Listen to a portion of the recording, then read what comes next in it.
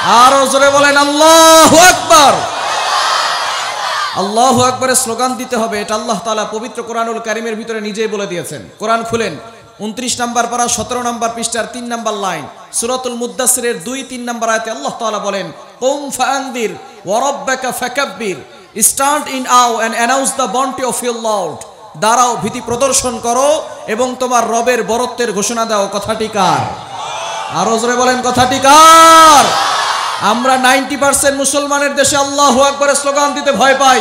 মুসলমান ফোকাস করেন ভারতের কর্ণাটকের সেই মুসলিম বোনের কথা, যখন হিন্দুত্ববাদীরা আমার মুসলিম বোনের উপরে অ্যাটাক করেছিল, উত্তক্ত করেছিল, তখন সে আমার মুস্কান নামক বোনটি আল্লাহু আকবারের স্লোগান দিয়ে সামনে অগ্রসর হয়ে সারা বিশ্বের বুকে তোলপাড় সৃষ্টি করেছে।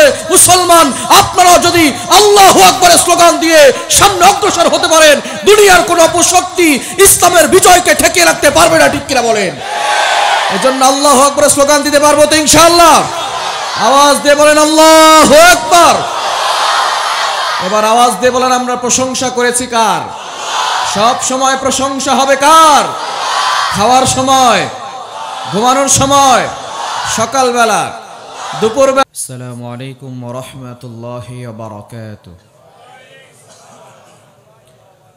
সালামের উত্তর দেওয়া কি জানেন না আপনারা?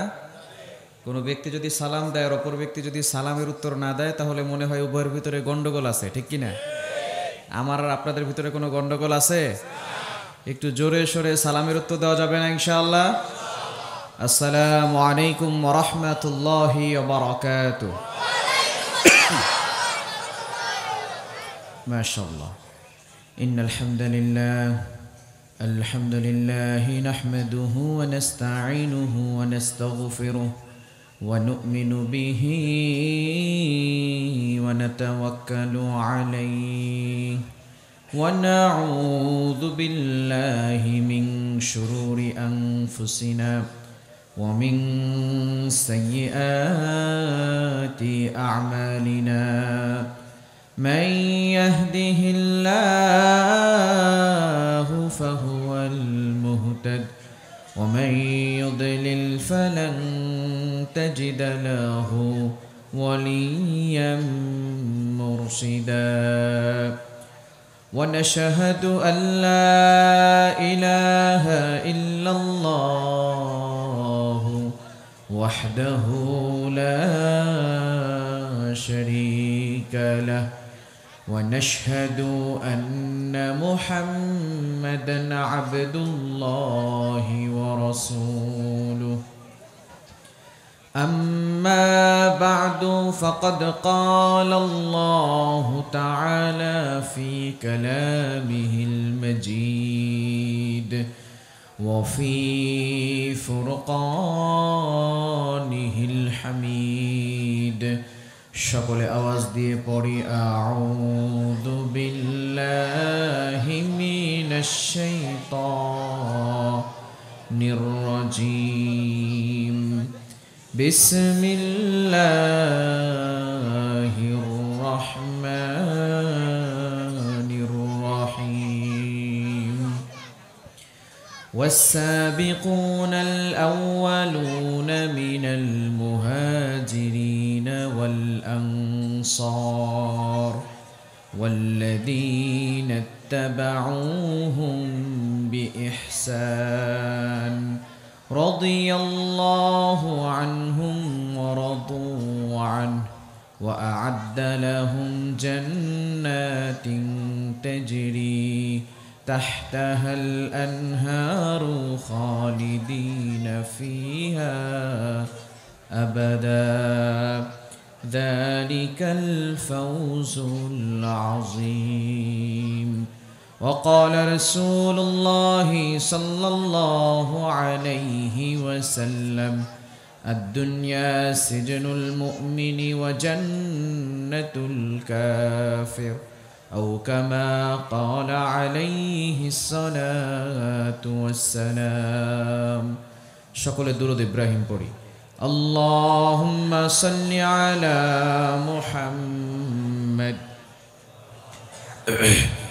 وعلى آل محمد كما صليت على إبراهيم وعلى آل إبراهيم إنك حميد مجيد اللهم بارك على محمد وعلى آل محمد كما باركت على إبراهيم وعلى آل إبراهيم إنك حميد مجيد যাদের হৃদয়ে আছে আল্লাহর ভয় তারা কভু পথ ভুলে যায় না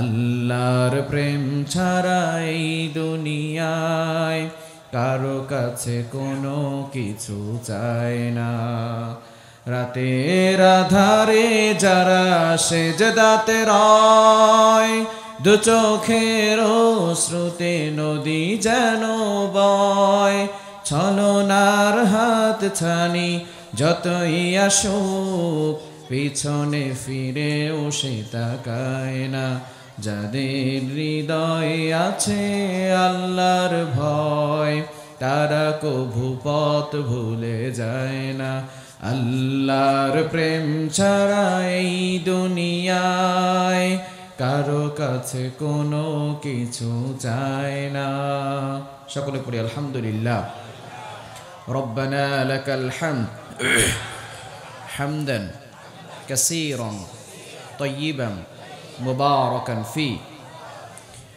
يا ربي لك الحمد كما ينبغي لجلال وجهك وعظيم سلطانك لك الحمد بالإيمان لك الحمد بالإسلام লাকাল হামদু বিল কোরআন আমরা প্রশংসা করলাম কার আরো জোরে বলেন কার আল্লাহ শব্দ উচ্চারণ করতে গিয়ে আপনাদের ভয় লাগে আল্লাহ শব্দ উচ্চারণ করতে গিয়ে যদি গলায় ব্যথা লাগে কোন আপত্তি আছে যদি গলা ভেঙে যায় কোন আপত্তি আছে যদি গলার একটি রগ ছিঁড়ে গিয়ে শহীদ হয়ে যান কোন আপত্তি আছে মুসলমান চিল্লায় বলেন আল্লাহু আকবার আরো জোরে বলেন আল্লাহু আকবার আল্লাহু আকবারের স্লোগান দিতে হবে এটা আল্লাহ তাআলা পবিত্র কোরআনুল কারীমের ভিতরে নিজেই বলে দিয়েছেন কোরআন খুলেন 29 নম্বর পারা 17 নম্বর পৃষ্ঠার 3 নম্বর লাইন সূরাতুল মুদ্দাসসিরের 2-3 নম্বর আয়াতে আল্লাহ তাআলা বলেন কুম ফাআনদির ওয়া রাব্বাকা ফাকাব্বির stand in awe and announce the bounty of your Lord দাঁড়াও ভীতি প্রদর্শন করো এবং তোমার রবের বরত্বের ঘোষণা দাও কথাটি কার আরো জোরে বলেন কথাটি কার আমরা 90% মুসলমানের দেশে আল্লাহু আকবারের স্লোগান দিতে ভয় পাই মুসলমান ফোকাস করেন ভারতের কর্ণাটকের সেই মুসলিম বোনের কথা যখন হিন্দুত্ববাদীরা আমার মুসলিম বোনের উপরে অ্যাটাক করেছিল উত্তক্ত করেছিল তখন সে আমার মুস্কান নামক বোনটি আল্লাহু আকবারের স্লোগান দিয়ে সামনে অগ্রসর হয়ে সারা বিশ্বের বুকে তোলপাড় সৃষ্টি করেছে মুসলমান আপনারা যদি আল্লাহু আকবারের স্লোগান দিয়ে সামনে অগ্রসর হতে পারেন দুনিয়ার কোনো অপশক্তি ইসলামের বিজয়কে ঠেকিয়ে রাখতে পারবে না ঠিক কিনা বলেন এজন্য আল্লাহু আকবারের স্লোগান দিতে পারবো তো ইনশাআল্লাহ আওয়াজ দিয়ে বলেন আল্লাহু আকবার এবার আওয়াজ দিয়ে বলেন আমরা প্রশংসা করেছি কার সব সময় প্রশংসা হবে কার খাওয়ার সময় ঘুমানোর সময় সকালবেলা দুপুরবেলা সন্ধ্যাবেলা রাতের বেলা ভালো কাজ করার সময় খারাপ কাজ করার সময় দেখছেন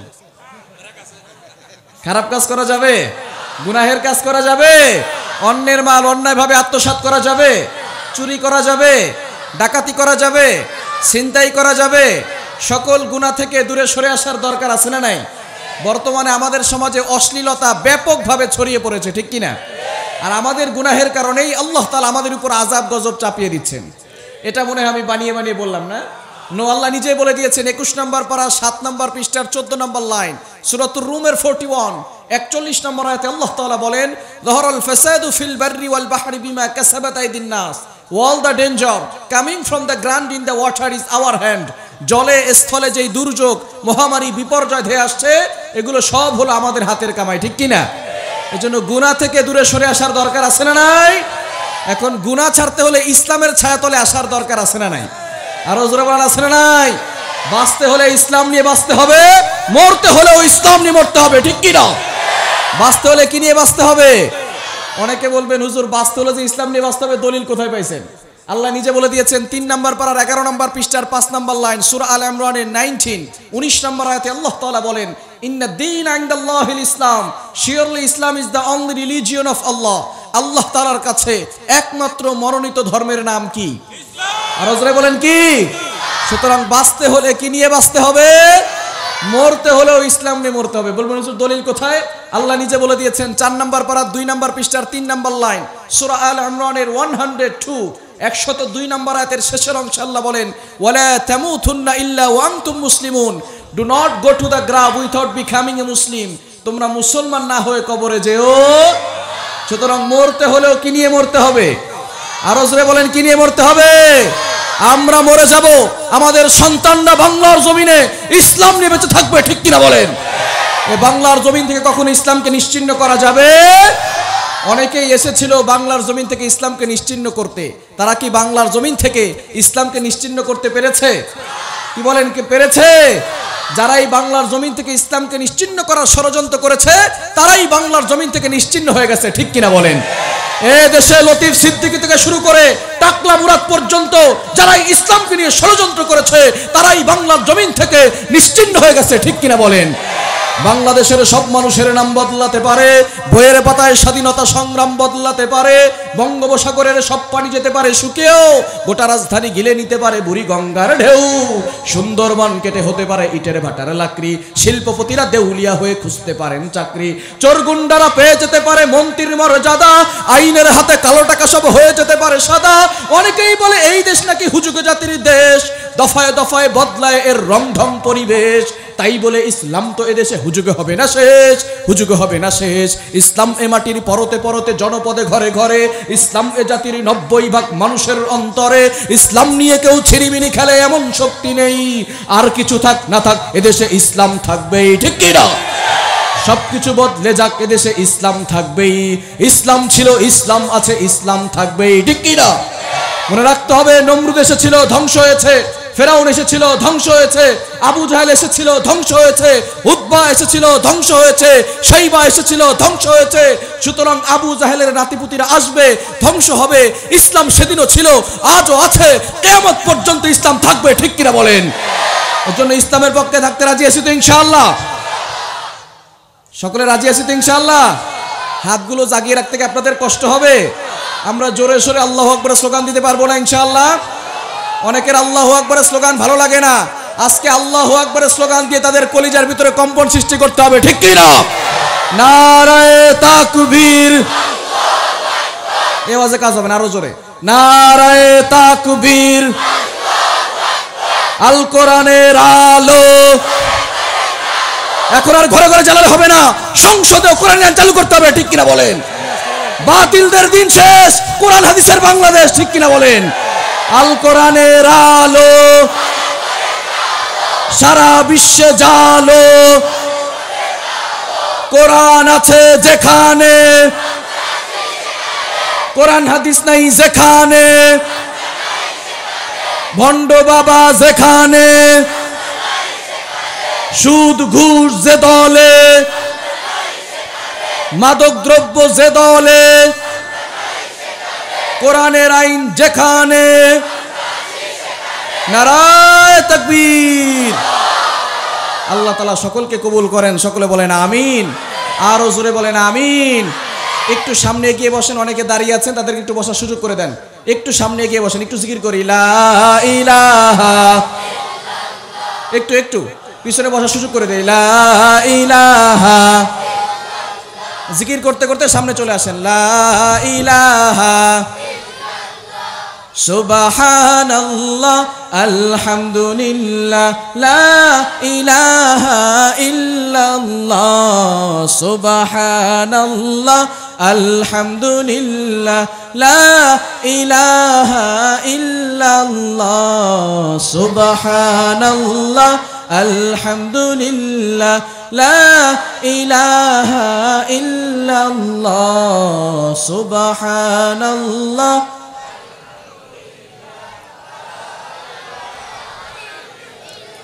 লা ইলাহা ইল্লাল্লাহ মুহাম্মাদুর রাসূলুল্লাহ সাল্লাল্লাহু আলাইহি ওয়াসাল্লাম। এজন্য আমরা আল্লাহু আকবার স্লোগান দিতে পারবো তো ইনশাআল্লাহ? দেওয়া যাবে তো ইনশাআল্লাহ?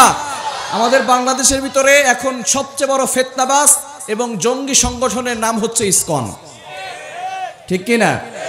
তারা বাংলাদেশে 95% মুসলমানের দেশে একজন সরকারি কর্মকর্তাকে আদালতের সামনে দুনিয়া থেকে বিদায় করে দেয়। এত বড় সাহস তারা কোথা থেকে পেল? আরো জোরে বলেন ঠিক কি না?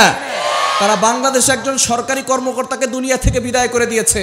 সুতরাং অন্তর্বর্তীকালীন সরকারকে বলতে চাই, ডক্টর ইউনূস সাহেবকে বলতে চাই, আপনি পানির জোয়ারে বেশে বেশে ক্ষমতায় বসেন নাই, আমাদের রক্তের উপর দিয়ে ক্ষমতায় বসেছেন। সুতরাং অনতিবিলম্বে যারা বাংলাদেশের ভিতরে বিশৃঙ্খলা সৃষ্টি করার জন্য একজন মুসলিম তরুণ আইনজীবীকে দুনিয়া থেকে বিদায় করে দিয়েছে, সেই ইসকন নামক জঙ্গি সংগঠনকে বাংলাদেশ থেকে নিষিদ্ধ ঘোষণা করতে হবে, ঠিক কিনা বলেন? এজন্য আমাদের ঈমানকে শক্তিশালী করার দরকার আছে না নাই? তারা কতটা কট্টর তাদের ধর্মের প্রতি একটু চিন্তা করে দেখেন। তারা মনে করেছে যে ভারত আমাদের পার্শ্ববর্তী দেশ, ভারত যেহেতু হিন্দু দেশ, তারা তাদেরকে সাপোর্ট করবে। এই কথা, এই ঘটনা হওয়ার পরে ভারতের সাংবাদিকরা বলে আমরা চট্টগ্রাম দখল করব, আমরা ঢাকা দখল করে ছাড়ব। স্পষ্ট ভাষায় বলতে চাই, বাংলার মুসলমানরা জীবন দিয়ে দিবে, বাংলার জমিনের 1 ইঞ্চি মাটিও কাউকে নিতে দিবে না, ঠিক কিনা বলেন? যুব সমাজ তৈরি হওয়ার দরকার আছে না নাই? ঈমানকে শক্তিশালী করার দরকার আছে না নাই? ঈমানকে শক্তিশালী করতে হবে। তারা মনে করে যে বাংলাদেশে অস্ত্রশস্ত্র কম, তাদের সংখ্যা কম। আমি তাদেরকে বলতে চাই, বাংলাদেশের জনসংখ্যা কম হলেও তাদের কাছে একটা দামি সম্পদ আছে, তার নাম হচ্ছে ঈমান। আর জোরে বলেন, তার নাম কি?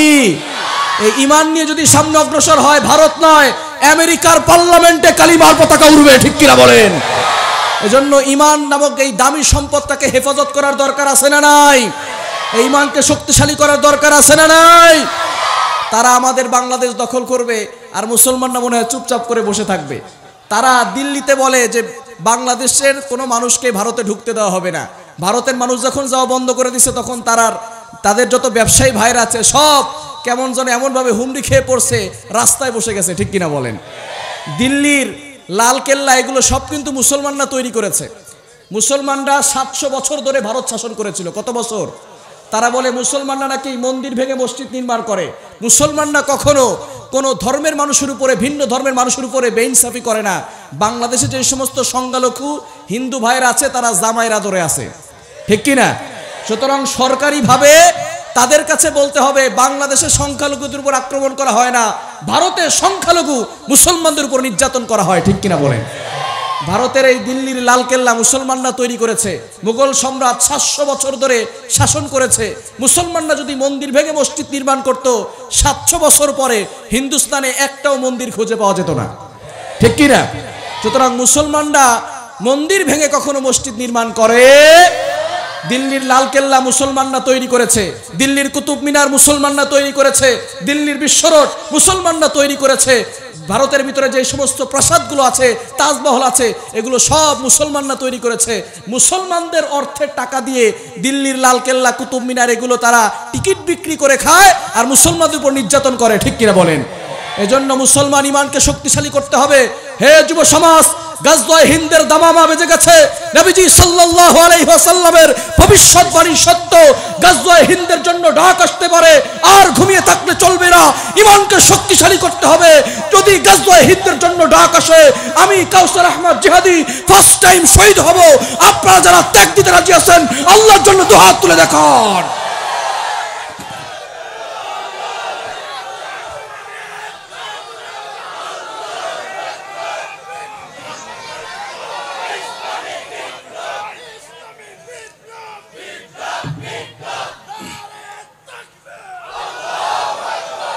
আল্লাহ সকলকে কবুল করেন, সকলে বলেন আমিন। আর জোরে বলেন আমিন। আসুন আমরা সরাসরি কোরআন থেকে আলোচনা শুনি। যে কোরআন থেকে আলোচনা শুনবো, এই কোরআনে কোনো ভুল আছে? কোনো সংশয় আছে? কোনো মিথ্যা কথা আছে? এই কোরআনে যিনি সব কিছু দিয়েছেন তিনি কে? আর জোরে বলেন তিনি কে? আল্লাহ তাআলা আজকের এই মাহফিলকে কবুল করেন, সকলে বলেন আমিন। রূপালী সংঘ ও একতা সংঘের যৌথ উদ্যোগে 2 দিন ব্যাপী সিরাতুন নবী সাল্লাল্লাহু আলাইহি সাল্লাম মাহফিল, আল্লাহ তাআলা এই সংগঠন দুইটাকে কবুল করেন, সকলে বলেন আমিন। জোরে সোরে বলেন আমিন। যারা অক্লান্ত পরিশ্রম করেছেন, অনেক যুবক ভাইরা এখনো পরিশ্রম করতেছেন, অনেক মুরব্বীরাও পরিশ্রম করেছেন, এলাকার সকলকে আল্লাহ তাআলা কবুল করেন, সকলে বলেন আমিন। অনেক উলামায়ে কেরাম আলোচনা করেছেন, বিশেষ করে আজকের মাহফিলের সম্মানিত সভাপতি সাহেবের নাম কোথায়? আচ্ছা, সভাপতি সাহেবকে কবুল করেন, সকলে বলেন আমিন। এবং যত ওলামায়ে কেরাম আলোচনা করেছেন, যেহেতু সময় একেবারে সংক্ষিপ্ত, আরও ওলামায়ে কেরাম বড় বড় ওলামায়ে কেরাম আলোচনা করবেন, সেদিকে আর না যাই, খুবই দুঃখিত আমি। আল্লাহ তাআলা সকলকে কবুল করেন, সকলে বলেন আমিন। যে ওলামায়ে কেরাম আমাদের সামনে আলোচনা করেছেন, সেই আলোচনাগুলো আমরা আমাদের লাইফে, আমাদের ফ্যামিলি, আমাদের সোসাইটি, প্রত্যেকটা জায়গায় জায়গায় অ্যাপ্লাই করবো, পারবো তো ইনশাআল্লাহ। আমি আপনাদের সম্মুখে পবিত্র কোরআনুল কারীমের 11 নম্বর পারা 2 নম্বর পৃষ্ঠার 1 নম্বর লাইন সূরা তাওবায়ের 100 নম্বর আয়াত তেলাওয়াত করেছি। আল্লাহ রাসূল সাল্লাল্লাহু আলাইহি ওয়াসাল্লামের অসংখ্য অগণিত হাদিস সমূহের মধ্য থেকে সহিহ মুসলিম শরীফের 7307 নম্বর হাদিস পাঠ করেছি। যদি আল্লাহ তাআলা আমাকে তৌফিক দান করেন, উক্ত আয়াত এবং হাদিস থেকে কিছু আলোচনা করার চেষ্টা করব ইনশাআল্লাহ। আমাকে যে আলোচনার বিষয় দেওয়া হচ্ছে সেটা হচ্ছে দিন প্রতিষ্ঠায় সাহাবায়ে কেরামের অনুসরণ, অনুকরণ। সাহাবায়ে কেরামদের অনুসরণ করার দরকার আছে না নাই? আরো জোরে বলেন আছে না নাই? রব্বুল আলামিন বলেন, ওয়াস-সাবিকুনাল আউওয়ালুনা মিনাল মুহাজিরিন ওয়াল আনসারি ওয়াল্লাযীনা ইত্তাবাউহুম বিইহসান। আল্লাহ পাক রব্বুল আলামিন জানিয়ে দিয়েছেন, মুহাজির এবং আনসার সাহাবী যারা, তাদের কথা বলেছেন। সাহাবায়ে কেরামদের সম্মান আছে না নাই? আরো জোরে বলেন আছে না নাই? এবং সাহাবী যারা, তাদেরকে যারা অনুসরণ করবেন, এখানে 3টি কোয়ালিটির মানুষের কথা বলেছেন। 1 নাম্বার মুহাজির, 2 নাম্বার আনসার। মুহাজির সাহাবী কারা? মুহাজির সাহাবী হচ্ছেন যারা মক্কা থেকে মদিনায় হিজরত করে গেছেন। একটু চিন্তা করে দেখেন তারা কতটা ত্যাগ করেছেন। সাহাবায়ে কেরামদের ত্যাগের কথা বর্ণনা করতে গেলে কয়েক সপ্তাহ সময় লাগবে। সমস্ত সাহাবায়ে কেরাম দিন প্রতিষ্ঠা করার জন্য, ঈমানকে টিকিয়ে রেখেছেন এবং ইসলামকে বিজয় করার জন্য সমস্ত সাহাবায়ে কেরাম ত্যাগ দিয়েছেন। এই ত্যাগ আমাদেরও করার দরকার আছে না নাই? এখন যদি আপনি এখানে কোনো ব্যবসা করেন, আপনার সংসার সুন্দর মতো চলতেছে, সন্তানদেরকে স্কুলে ভর্তি করিয়ে দিয়েছেন, ব্যবসা ঠিকঠাক মতো চলতেছে, সব কিছু ঠিক আছে, এখন যদি আপনাকে বলা হয় দিনের জন্য আপনাকে সব কিছু ছেড়ে দিয়ে চলে যেতে হবে, এটা কতটা কষ্টদায়ক। যতক্ষণ পর্যন্ত আপনি আপনার সন্তান, আপনার স্ত্রী, আপনার ব্যবসা, আপনার প্রতিষ্ঠান না ছেড়ে যাবেন, ততক্ষণ পর্যন্ত আপনি বুঝতে পারবেন না। মুহাজির সাহাবায়ে কেরাম তারা সব কিছু ছেড়ে দিয়ে, তাদের খেজুরের বাগান ছেড়ে দিয়ে, তাদের প্রতিষ্ঠান ছেড়ে দিয়ে, তাদের স্ত্রী, তাদের সন্তান, সব কিছু ছেড়ে দিয়ে মুহাজির সাহাবীরা এমন ত্যাগ দিয়েছেন, নবীজি সাল্লাল্লাহু আলাইহি সাল্লামের সাথে মক্কা থেকে মদিনায় হিজরত করে চলে গেছেন। বলেন আল্লাহু আকবার। এটা কত বড় ত্যাগ হতে পারে, যতক্ষণ পর্যন্ত আপনি না যাবেন ততক্ষণ পর্যন্ত বুঝতে পারবেন।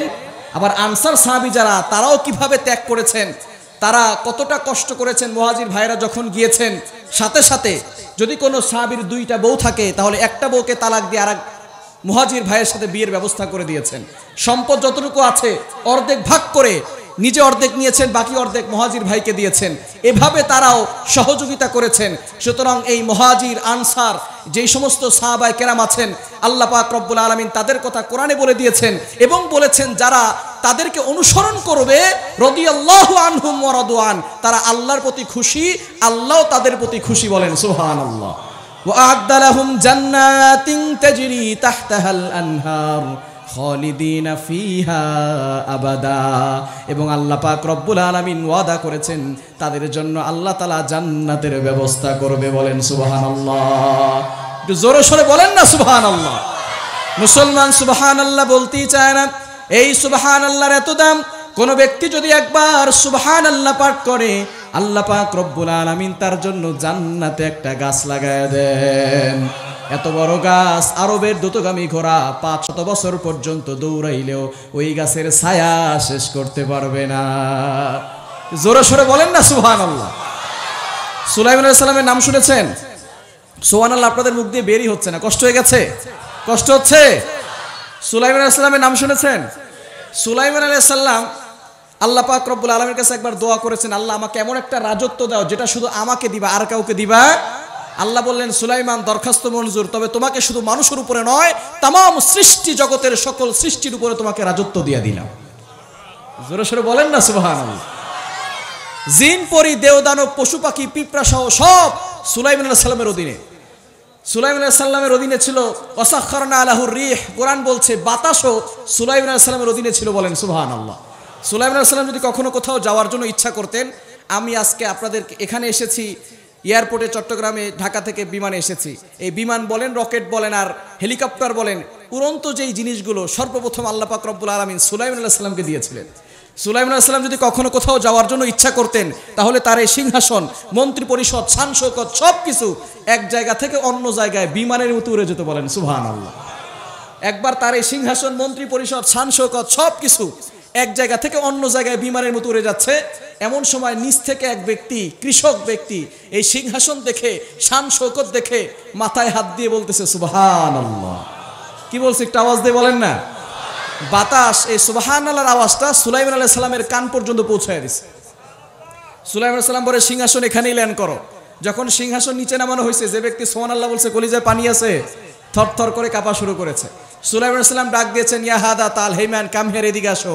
আমি যখন উপর দিক দিয়ে যাচ্ছিলাম তখন তুমি কি বলছো?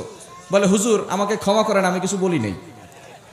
বলে, না তুমি কি বলছো তাড়াতাড়ি বলো। হুজুর আল্লাহর রাস্তে আমাকে ক্ষমা করেন, আমি কিছু বলি নাই। বলে, না তুমি একটা শব্দ বলেছো, কি বলেছো তাড়াতাড়ি বলো। এবার লোকটা বলতেছে, হুজুর আমি ইচ্ছা করে কিছু বলি নাই, আপনার এই সিংহাসন দেখে, আপনার এই শান শৌকত দেখে, আপনার এই মন্ত্রী পরিষদ দেখে ইচ্ছা করে কিছু বলি নাই, অটোমেটিক আমার মুখ থেকে সুবহানাল্লাহ বের হয়ে গেছে। সুলাইমান আলাইহিস সালাম ডাক দিয়ে বলে, বাবা তুমি কি বলছো? তুমি কি জানো তোমার এই সুবহানাল্লাহ যদি এক পাল্লায় রাখা হয়, আমার এই সিংহাসন, মন্ত্রী পরিষদ, শান শৌকত সব কিছু যদি এক পাল্লায় রাখা হয়, তোমার এই সুবহানাল্লাহর পাল্লাটা কয়েক কোটি গুণ বেশি ভারী হয়ে যাবে। একটু জোরে সোরে বলেন না সুবহানাল্লাহ। এজন্য সুবহানাল্লাহ বলার দরকার আছে না নাই?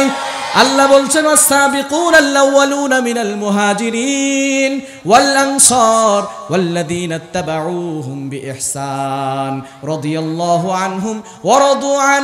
যারা মুহাজির হবে, মুহাজির হয়েছে, আনসার হয়েছে, এবং যারা তাদেরকে অনুসরণ করেছে, এই তিন শ্রেণীর মানুষের ঘোষণা দিয়েছেন আল্লাহ তাআলা। আল্লাহ পাক রব্বুল আলামিন তাদের প্রতি সন্তুষ্ট শুধু নন, তাদের জন্য আল্লাহ জান্নাতের ব্যবস্থা করে দিবে। বলেন সুবহানাল্লাহ। সাহাবায়ে কেরাম দিন প্রতিষ্ঠার জন্য অনেক কষ্ট করেছেন। ইসলাম আর কোরআন মক্কা মদিনা থেকে বিমানে করে বাংলাদেশে আসে নাই। ইসলামকে আর কোরআনকে প্যাকেট করে সৌদি আরবের দোতলা বিমানে করে বাংলাদেশে কোরআন চলে আসছে। বাংলাদেশের প্রত্যেকটা ঘরে ঘরে কোরআন চলে গেছে, আর আমরা এই কোরআন পড়ে পড়ে মুসলমান হয়েছি। বিষয়টা কি এমন না? হুজুর সাল্লাল্লাহু আলাইহি ওয়াসাল্লাম যখন বিদায় হজের ভাষণ দিয়েছিলেন, ১.৫ লক্ষ সাহাবী উপস্থিত ছিলেন। মাত্র ১৪,০০০ সাহাবীর কবর আরব দেশে পাওয়া যায়, ১,১২,০০০ সাহাবীর কবর আরব দেশে নাই। শুধু তাই নয়, হযরতে বেলাল রাদিয়াল্লাহু তাআলা আনহু, যিনি সারা জীবন হুজুর সাল্লাল্লাহু আলাইহি ওয়াসাল্লামের সাথে থেকে আজান দিলেন, কবর থাকার কথা ছিল মদিনায়। আবু বকর সিদ্দিক রাদিয়াল্লাহু তাআলা আনহুর সাথে থেকে আজান দিলেন, কবর থাকার কথা ছিল মক্কায়, নাই। বেলাল রাদিয়াল্লাহু তাআলা আনহুর কবর পর্যন্ত মক্কা মদিনা দূরের কথা, সৌদি আরবেই নাই। তালাশ করতে করতে দেখা যায় বেলাল রাদিয়াল্লাহু তাআলা আনহুর কবর সিরিয়ার রাজধানী দামেস্কের পাহাড়ে বেলালের কবর। সুতরাং বুঝা গেল সাহাবায়ে কেরাম আমাদের কাছে এই ইসলাম আর কোরআন পৌঁছাইতে পৌঁছাইতে সারা পৃথিবীর আনাচে কানাচে দাফন হয়ে গেছে। বলেন আল্লাহু আকবার। সাহাবায়ে কেরাম এত কষ্ট করে, এত পরিশ্রম করে আমাদের কাছে ইসলাম আর কোরআনকে পৌঁছে দিয়েছে।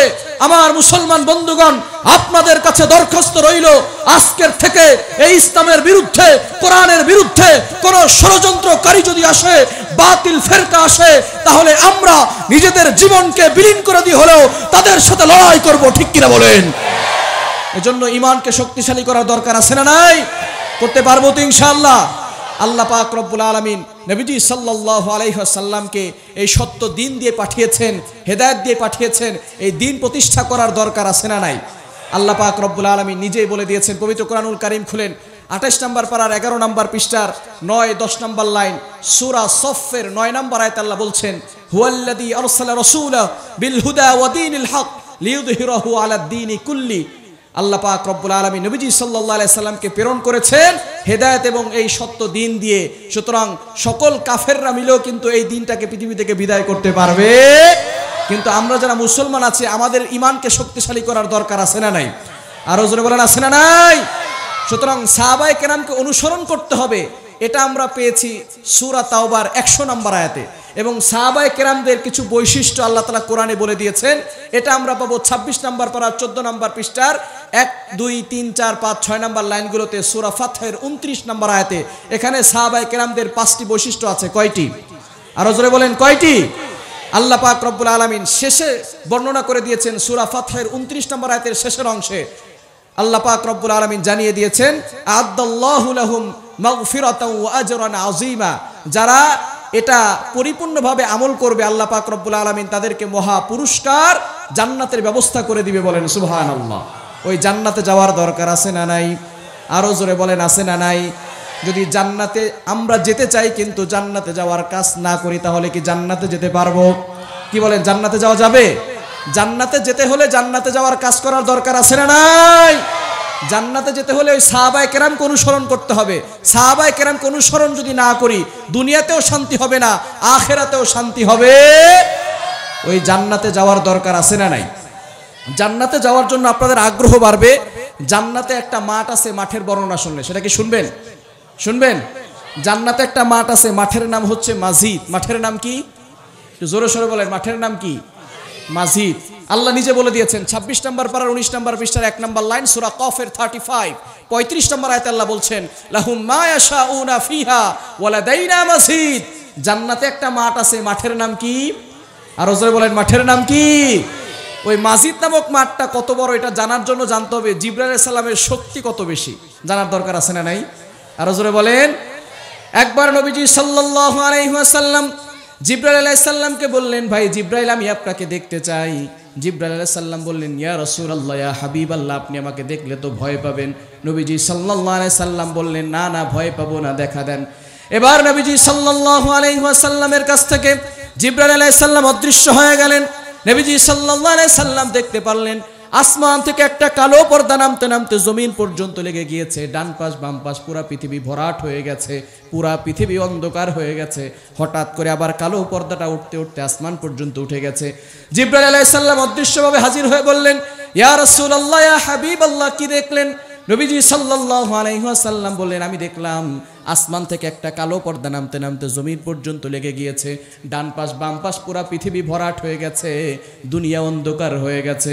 জিবরাইল আলাইহিস সালাম বলেন, ইয়া রাসূলুল্লাহ, ইয়া হাবিবাল্লাহ, এটা আমার একটা মাত্র পাখা, আমি আসমান থেকে ছেড়ে দিয়েছি, জমিনে লেগে গিয়েছে, ডান পাশ বাম পাশ ভরাট হয়ে গেছে, পুরা পৃথিবী অন্ধকার হয়ে গেছে।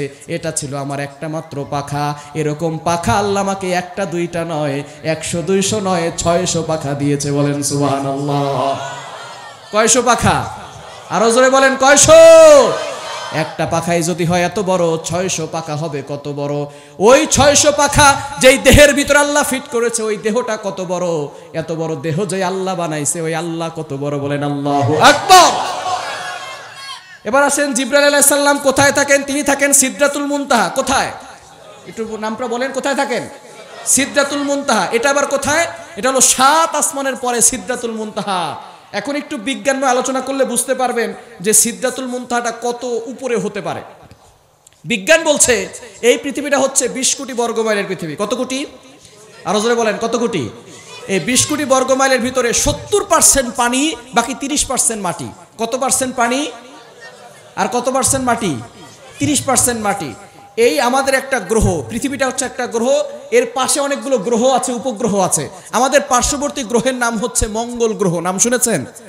আমাদের পার্শ্ববর্তী গ্রহের নাম কি? মঙ্গল গ্রহ। এরকম কয়েকটি গ্রহ এবং উপগ্রহ মিলে একটা সৌরজগৎ গঠিত হয়। বিজ্ঞান বলছে 15,000 কোটির অধিক সৌরজগৎ মিলে একটা গ্যালাক্সি গঠিত হয়। 15,000 কোটির অধিক গ্যালাক্সি মিলে একটা গ্যালাক্সি গুচ্ছ গঠিত হয়।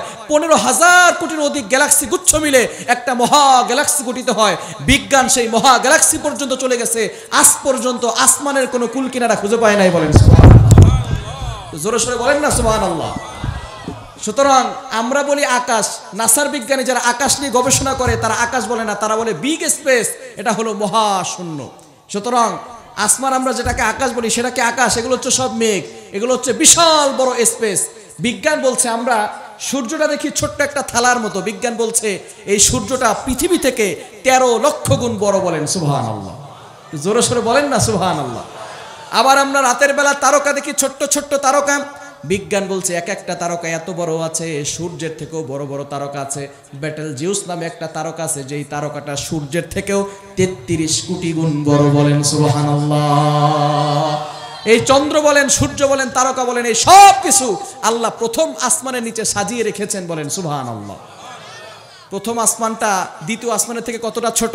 দারিমি শরীফের ভিতরে একটি হাদিস এসেছে, নবীজি সাল্লাল্লাহু আলাইহি সাল্লাম জানিয়ে দিয়েছেন, বিশাল বড় মরুভূমির মাঝখানে যদি ছোট্ট একটা আংটি ছেড়ে দেওয়া হয়, আংটি যতটা ছোট হবে মরুভূমির মাঝখানে, দ্বিতীয় আসমানের কাছে প্রথম আসমানটা ছোট্ট একটা আংটির মতো, তৃতীয় আসমানের কাছে দ্বিতীয় আসমানটা ছোট্ট একটা আংটির মতো, চতুর্থ আসমানের কাছে তৃতীয় আসমানটা ছোট্ট একটা আংটির মতো, পঞ্চম আসমানের কাছে চতুর্থ আসমান ছোট্ট একটা আংটির মতো।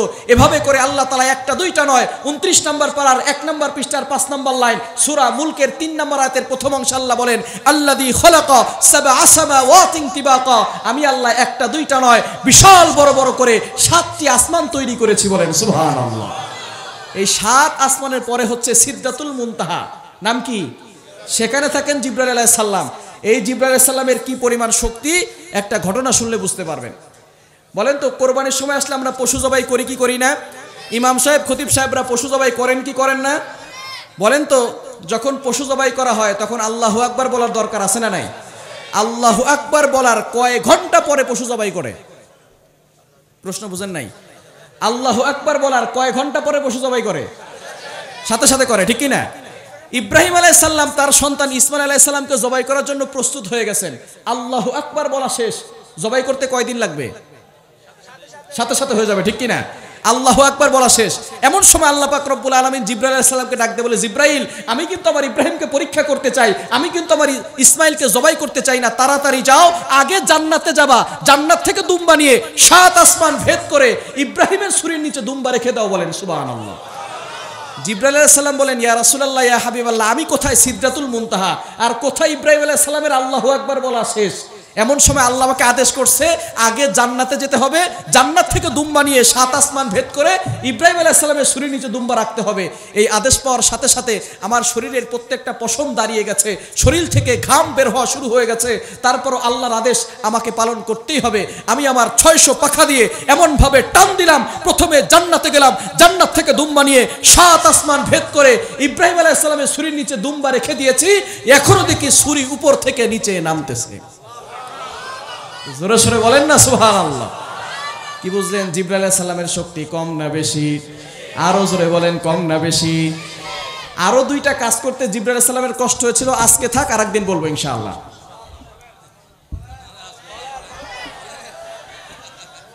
আজকে শুনবেন, আজকে শুনবেন। ঘুমাচ্ছেন কারা কারা? হাত তুলেন। দেখছেন, বুঝে নাই, বুঝে নাই। থাকবো তো ইনশাআল্লাহ, শেষ পর্যন্ত থাকবো তো ইনশাআল্লাহ। দ্বিতীয় নাম্বার, ইউসুফ আলাইহিস সালামের ভাইরা ষড়যন্ত্র করে ইউসুফ আলাইহিস সালামকে কূপের মধ্যে ফেলে দেয়, এই ঘটনা আমরা সকলেই জানি, ঠিক কিনা?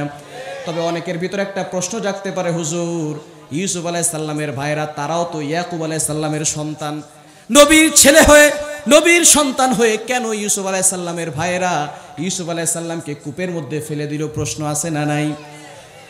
ইয়াকুব আলাইহিস সালাম তিনি যেহেতু নবী, আর তিনি ইউসুফ আলাইহিস সালাম যে তার বংশ থেকে নবী হবেন এটা বুঝতে পেরেছিলেন। এটা বুঝতে পারার কারণে, যেহেতু তার বংশ থেকে ইউসুফ আলাইহিস সালাম নবী হবেন, বাবা ইউসুফ আলাইহিস সালামকে একটু ভালোবাসবেন, এটাই হচ্ছে স্বাভাবিক বিষয়, ঠিক কিনা? কিন্তু তার ভাই 11 জন ভাই মিলে এটা সহ্য করতে পারে না যে বাবা ইয়াকুব আলাইহিস সালাম ইউসুফ আলাইহিস সালামকে বেশি ভালোবাসে। ইউসুফ আলাইহিস সালামকে কেন বেশি ভালোবাসে? এই জন্য 11 জন ভাই মিলে ষড়যন্ত্র করেছে, যদি ইউসুফকে হত্যা করা হয়, অথবা যদি ইউসুফকে দেশান্তর করে দেওয়া হয়, অথবা যদি ইউসুফকে কূপের মধ্যে ফেলে দেওয়া হয়, তাহলে মনে হয় বাবা ইয়াকুবের অন্তর থেকে ইউসুফের প্রতি ভালোবাসা কমানো যাবে। একটু বুঝে শুনে বলেন তো, ইউসুফ আলাইহিস সালাম হারিয়ে যাওয়ার পর থেকে অথবা কূপের মধ্যে ফেলে দেওয়ার পরে বাবা ইয়াকুবের অন্তরে ইউসুফের প্রতি ভালোবাসা কমেছে নাকি বেড়েছে? আরো জোরে বলেন, কমছে নাকি বাড়ছে? কেমন বাড়া বেড়েছে? ইউসুফ আলাইহিস সালামের আরো 11 জন ভাই ছিল। কারো নাম ছিল ইয়াহুদা, কারো নাম ছিল শামুন, কারো নাম ছিল লাবি, কারো নাম ছিল বিনয়ামিন। ইয়াকুব আলাইহিস সালাম কোনো সন্তানকে নাম ধরে ডাকতেন না, সকল সন্তানকে ইউসুফ ইউসুফ বলে ডাকতেন। বলেন সুবহানাল্লাহ। ভালোবাসা কমছে না বাড়ছে? শুধু তাই নয়, ইউসুফ আলাইহিস সালাম হারিয়ে যাওয়ার পরে বাবা ইয়াকুব আলাইহিস সালাম ইউসুফ আলাইহিস সালামের দুঃখে কষ্টে কাঁদতে কাঁদতে চক্ষু দুটি অন্ধ করে ফেলেছেন। বলেন আল্লাহু আকবার। 11 জন ভাই মিলে ষড়যন্ত্র করেছে, যদি ইউসুফকে হত্যা করা হয় অথবা যদি ইউসুফকে দেশান্তর করে দেওয়া হয়, তাহলে মনে হয় বাবার অন্তর থেকে ইউসুফের প্রতি ভালোবাসা কমে যাবে। কমছে নাকি বাড়ছে? ঠিক তদ্রুপভাবে পূর্বের সরকার মনে করেছিল যদি আলেমদেরকে বন্দী করে রাখা হয়, যদি আলেমদেরকে বাংলাদেশ থেকে বিদায় করে দেওয়া হয়, তাহলে মনে হয় বাংলার মানুষের অন্তর থেকে আলেমদের ভালোবাসা কমানো যাবে। স্পষ্ট ভাষায় ঘোষণা দিয়ে যাই, আলেমদেরকে বন্দী করে রাখলে, আলেমদেরকে বাংলাদেশ থেকে বিদায় করে দিলে বাংলার মানুষের অন্তর থেকে আলেমদের ভালোবাসা কমানো যাবে না। ঠিক কিনা বলেন? তারা মনে করেছিল আলেমদেরকে মনে হয় বন্দী করে রাখলে, জেল জুলুম দিলে অথবা দেশান্তর করে দিলে ভালোবাসা মনে হয় কমে যাবে। কমছে নাকি বাড়ছে? আল্লামা মামুনুল হক তার মাহফিলে যদি আগে লোক হয়তো 1000, এখন লোক হয় 1 লাখ। আমির হামজা, মুফতি আমির হামজা সাহেব তার মাহফিলে যদি আগে লোক হয়তো 2000, এখন লোক হয় 2 লাখ। ডক্টর আজহারি, মিজানুর রহমান আজহারি ভাইকে বাংলাদেশ থেকে দেশান্তর করে দেওয়া হয়েছিল। তিনি যখন আসছেন, যেখানেই যাচ্ছেন সেখানে ইতিহাস তৈরি হচ্ছে। ঠিক কিনা? ভালোবাসা কমছে নাকি বাড়ছে? তারা আমাদের মাহফিলগুলো বন্ধ করে দিয়েছিল, তাফসীরুল কোরআন মাহফিল করতে দেওয়া হয় নাই, আলেমদের বাক স্বাধীনতা কেড়ে নিয়েছিল। যে আলেমদেরকে তারা কথা বলতে দেয় নাই, সেই আলেমরা এখন স্বাধীনভাবে কথা বলতে পারতেছে।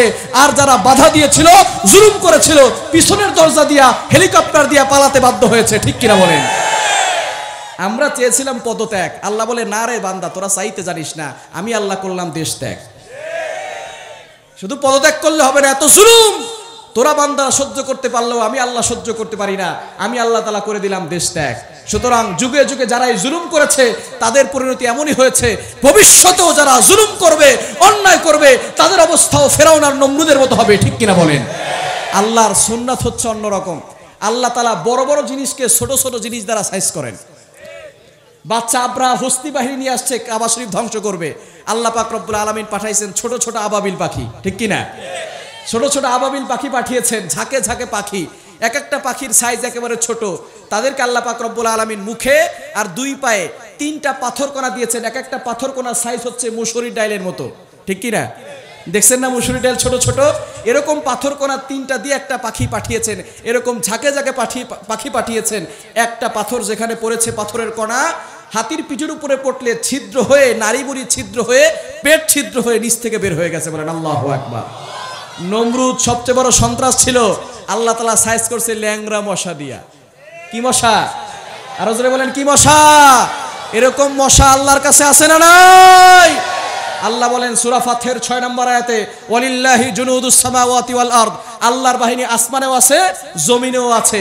এমন বাহিনী আল্লাহ কিছুদিন আগে পাঠিয়ে দিয়েছিলেন, আমরা দেখতেও পারি নাই, নাম দিয়েছি করোনা ভাইরাস। ঠিক কিনা? সুতরাং আল্লাহর বাহিনী আছে না নাই? আল্লাহ তাআলা বড় বড় দলকে ছোট ছোট জিনিস দ্বারা ধ্বংস করে দিয়েছেন। ঠিক তদ্রুপভাবে আল্লাহ পাক রব্বুল আলামিন পূর্বের যে সরকার ছিল, আর্মি বাহিনী বলেন, র্যাব বাহিনী বলেন, নৌবাহিনী বলেন, সেনাবাহিনী বলেন, সব তাদের দলে, হাতুড়ি লীগ বলেন, সমস্ত লীগ তাদের দলে, অনেক বড় বড় সংগঠন ছিল। আল্লাহ পাক রব্বুল আলামিন শেষ পর্যন্ত এই ছাত্র সমাজ, ছোট্ট ছাত্র এই দলগুলোর মাধ্যমে আল্লাহ পাক রব্বুল আলামিন এই ছাত্র সমাজটাকে আবাবিল করে এই সরকারকে পতন ঘটিয়েছেন। ঠিক কিনা বলেন? সুতরাং এই জন্য যুগে যুগে যারা জুলুম করেছে তাদের আল্লাহ তাআলা পতন ঘটিয়েছেন। সামনেও আমাদেরকে এই ঘটনা থেকে শিক্ষা নেওয়ার দরকার আছে না নাই? ইউসুফ আলাইহিস সালামের ভাইয়েরা ষড়যন্ত্র করে ইউসুফ আলাইহিস সালামকে কূপের মধ্যে ফেলে দিয়েছে। বলেন তো, কেনানের যে কূপের নিচে ফেলে দিয়েছে সেই কূপটা ছিল পুরাতন কূপ, নিচে পানি ছিল না বেশি, বড় বড় পাথর ছিল। বলেন তো ইউসুফ আলাইহিস সালাম নিচে পড়লে মাথা ফাটবে কি ফাটবে না? আরো জোরে বলেন, ফাটবে কি ফাটবে না? নবী হোক আর ওলি হোক, ইউসুফ আলাইহিস সালাম যদি নিচে পড়েন মাথা ফেটে যাবে। ঠিক কিনা? ছেড়ে দেওয়ার পরে বলেন তো নিচে পড়তে কত সময় লাগবে? কত সময়? সাথে সাথে পড়ে যাবে। ঠিক কিনা? আল্লাহ পাক রব্বুল আলামিন জিবরাইল সালামকে ডাক দিয়ে বলে, জিবরাইল, আমি কিন্তু আমার ইউসুফকে পরীক্ষা করতে চাই, আমার ইউসুফ নিচে পড়ার আগে তুমি দুনিয়াতে গিয়ে কেনানের সেই কূপের নিচে গিয়ে তুমি তোমার নূরের পাখা বিছিয়ে দাও। বলেন সুবহানাল্লাহ। জিবরাইল আলাইহিস সালাম বলেন, ইয়া রাসূলুল্লাহ, ইয়া হাবিবাল্লাহ, আমি কোথায় সিদরাতুল মুনতাহা আর কোথায় ইউসুফ আলাইহিস সালামের ভাইরা অলরেডি ইউসুফ আলাইহিস সালামকে কূপের মধ্যে ফেলে দিয়েছে। এমন সময় আল্লাহ আমাকে আদেশ করলেন, আদেশ শোনার সাথে সাথে আমার শরীরের প্রত্যেকটা পশম দাঁড়িয়ে গেছে, শরীর থেকে ঘাম বের হওয়া শুরু হয়ে গেছে। তারপরও আল্লাহর আদেশ আমাকে পালন করতেই হবে। আমি আমার 600 পাখা দিয়ে এমনভাবে টান দিলাম, 7 আসমান ভেদ করে কেনানের সেই কূপের কাছে গিয়ে আমি আমার নূরের পাখা বিছিয়ে দিয়েছি। এখনো দেখি ইউসুফ আলাইহিস সালাম উপর থেকে নিচে পড়তেছে। বলেন না সুবহানাল্লাহ। 3 নাম্বার, নবীজি সাল্লাল্লাহু আলাইহি সাল্লাম যখন তায়েফে গেলেন কালিমার দাওয়াত দেওয়ার জন্য, যারা তায়েফে গেছেন তারা জানেন তায়েফ হচ্ছে মক্কা থেকে প্রায় 80 কিলোমিটার দূরত্বের রাস্তা। নবীজি সাল্লাল্লাহু আলাইহি সাল্লাম সেখানে গিয়েছেন এবং তায়েফ হচ্ছে মক্কা থেকে 5000 ফিট উঁচু রাস্তা। যারা হাজী সাহেব আছেন, হজ করেছেন এবং তায়েফ শহরে গিয়েছেন তারা জানেন তায়েফ শহরটা একেবারে পাহাড় ঘেঁষা রাস্তা, এভাবে উঠে উঠে 5000 ফিট উপরে উঠতে হয়। তখন তো কোনো প্রাইভেট কার ছিল না, মাইক্রো ছিল না। নবীজি সাল্লাল্লাহু আলাইহি সাল্লাম সেখানে গিয়েছিলেন এত কষ্ট করে, পায়ে হেঁটে হেঁটে তিনি তায়েফে চলে যেতেন কালিমার দাওয়াত দেওয়ার জন্য, যাতে করে তার উম্মতরা জান্নাতে যেতে পারে, জাহান্নাম থেকে মুক্তির ব্যবস্থা করেন। এই জন্য নবীজি সাল্লাল্লাহু আলাইহি সাল্লাম তায়েফে গেলেন। তায়েফের লোকের আমার নবীকে চিনতে পারে না। আমার নবীকে একবার নয়, দুইবার নয়, তিনবার নবীজিকে বেহুশ করে রাখা হয়েছিল। যেখানে নবীজি সাল্লাল্লাহু আলাইহি সাল্লাম বেহুশ হয়ে পড়েছিলেন, ওই জায়গায় একটা মসজিদ হয়েছে হযরতে আব্বাস রাদিয়াল্লাহু তাআলা আনহুর নামে। যারা হাজী সাহেব আছেন ওইখানে হয়তো গিয়েছেন, 2 রাকাত নফল নামাজ পড়ার সুযোগ আমারও হয়েছে। আমি 2 রাকাত নফল নামাজ পড়লাম আর কান্না করলাম, আল্লাহকে বললাম, আল্লাহ আমার নবীর চেহারা এত সুন্দর ছিল, কিভাবে তায়েফের লোকের আমার নবীকে আঘাত করতে পারলো? ইউসুফ আলাইহিস সালামের চেহারা কিন্তু সুন্দর ছিল। সূরা ইউসুফের 31 নম্বর আয়াত সাক্ষী, মিশরের নারীরা ইউসুফ আলাইহিস সালামের চেহারা দেখে আঙ্গুল কেটেছে। কোরআন বলে, ওয়াকাত্তানা আইদিয়াহুন্না ওয়া কুলনা হাশা লিল্লাহি মা